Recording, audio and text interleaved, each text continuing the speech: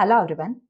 In previous lectures, we have discussed about the measurement of irrigation water for the open channel as well as for the pipe flow. In today's class, we will discuss about the open channel water conveyance system. So what is this open channel water conveyance system?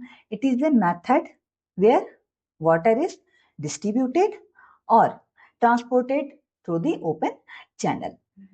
So what is open channel? So open channel is a natural or artificial passage where water flows with free surface exposed to the atmosphere, और जो water है ये in contact होगा air के, and इसमें जो water flow करेगा in the open channel, it flows due to gravity because we provide some slope in the channel so that water gravity के थ्रू मूव करे. इसमें जो वाटर होगा वो अंडर प्रेशर नहीं होगा ओपन चैनल्स में. इन case of pipe flow the water is under pressure, but in case of open channel the flow is free flow.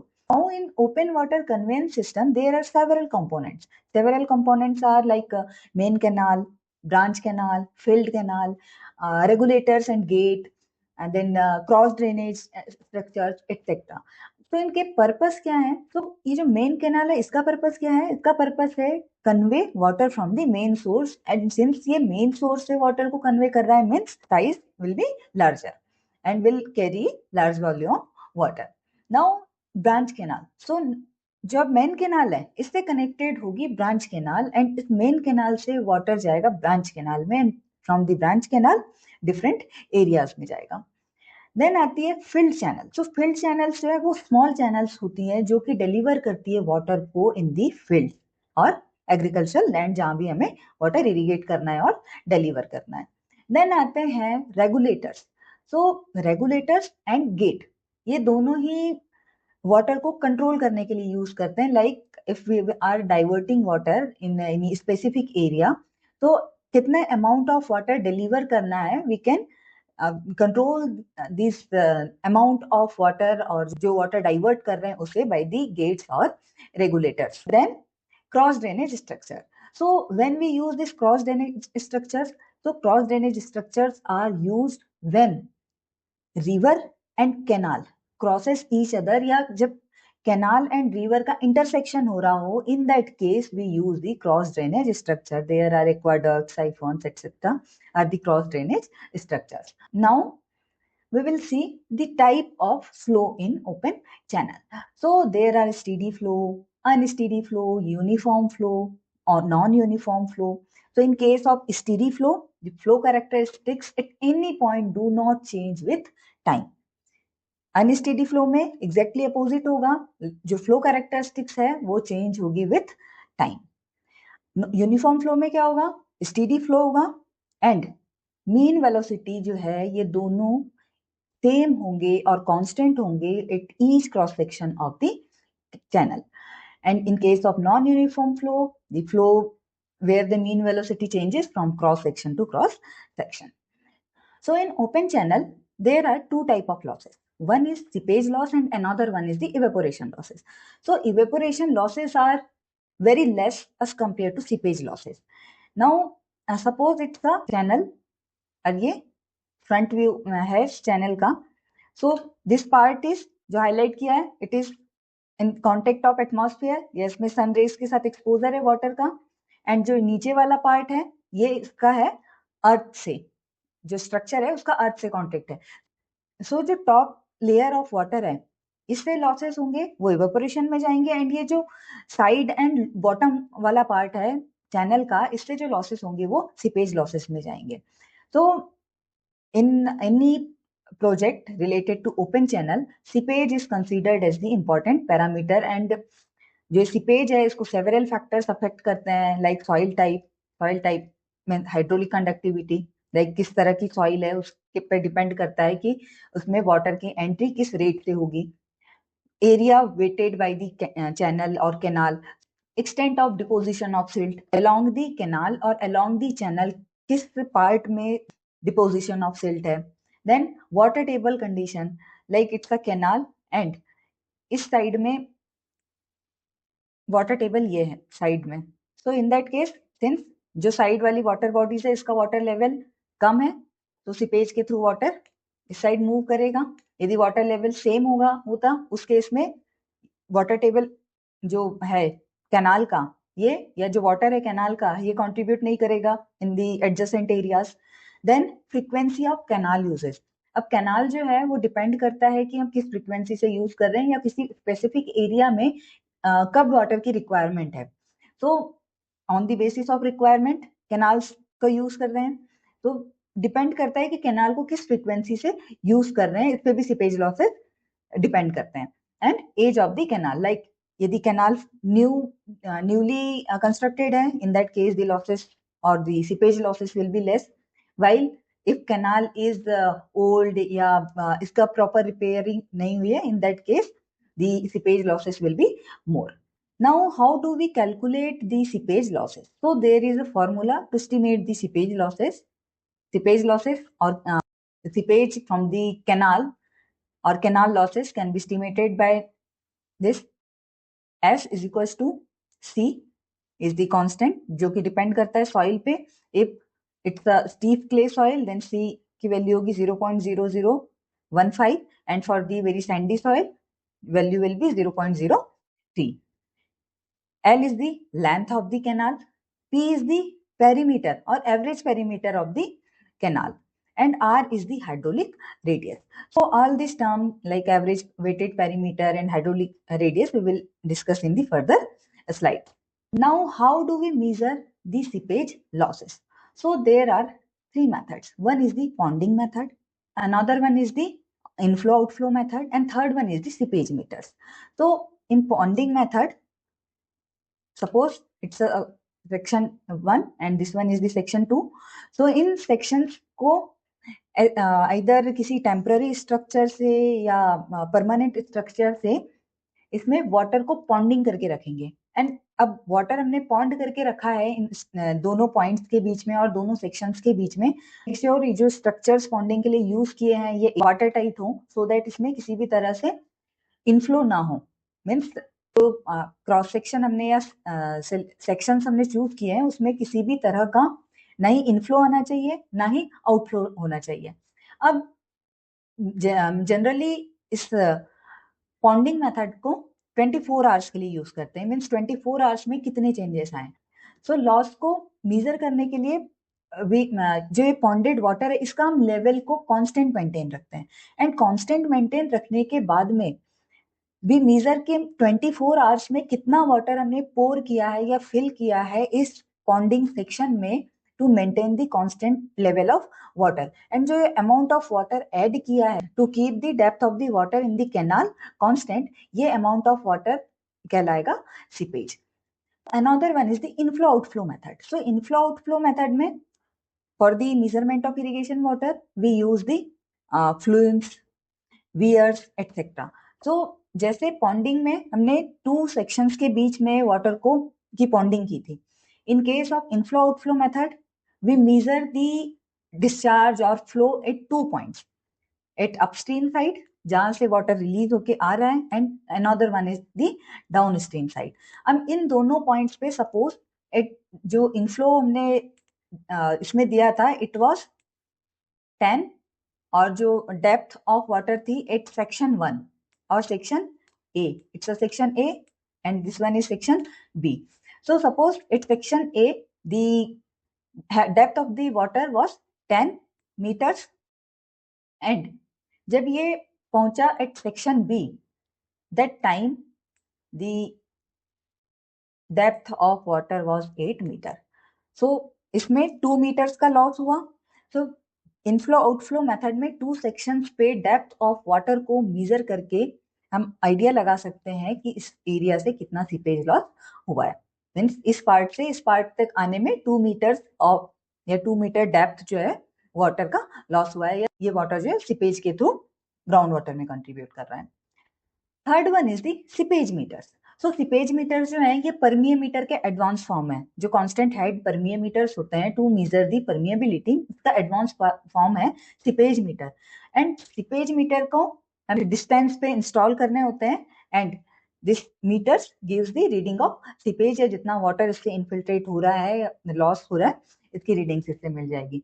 But in तीनों मेथड्स को we can't use in the lined and unlined canal. Means जो open channel है या canals है, there are two type of canals, one is the lined canals and another one is the unlined canals.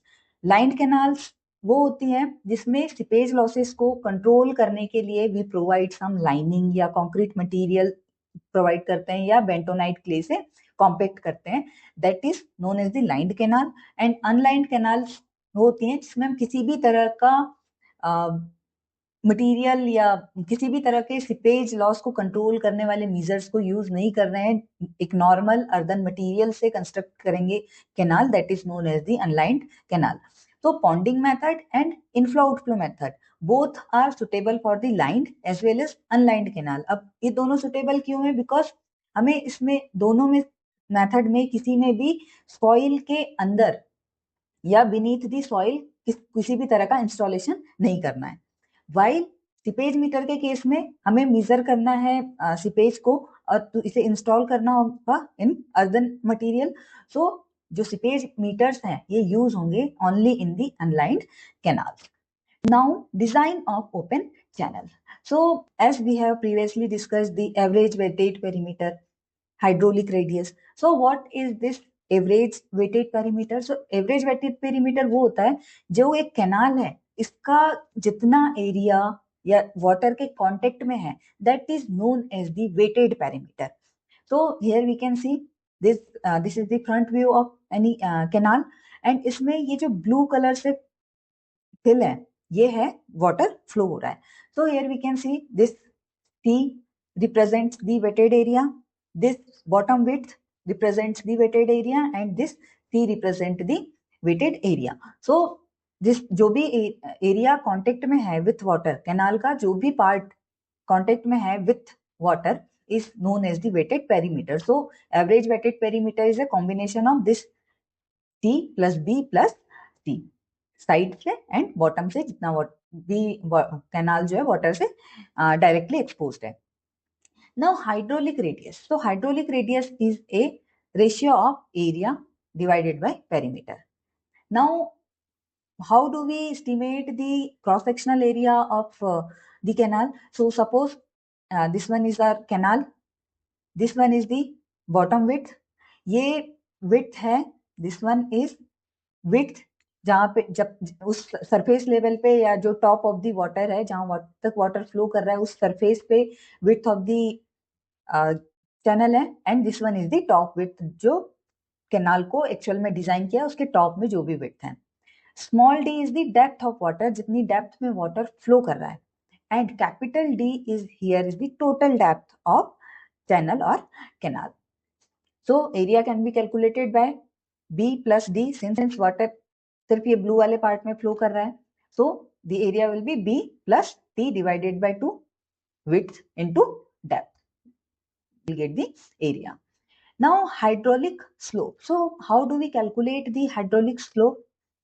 So suppose this is the canal, this one is the section A and this one is the section B.